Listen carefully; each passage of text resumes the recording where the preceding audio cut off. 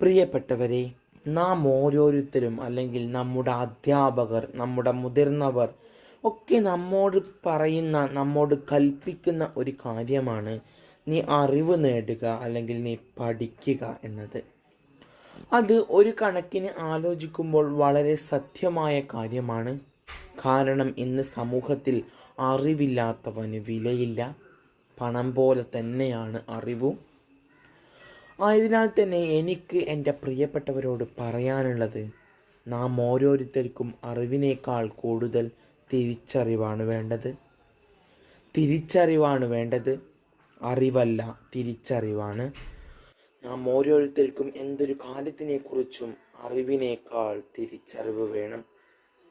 തിരിച്ചറിവാണ് നമ്മെ നന്നാക്കി മാറ്റുന്നത്, ലക്ഷ്യങ്ങൾ കൈവരിക്കാൻ പ്രാപ്തരാക്കുന്നത്. എല്ലാവരുടെയും ആഗ്രഹങ്ങൾ നടക്കട്ടെ.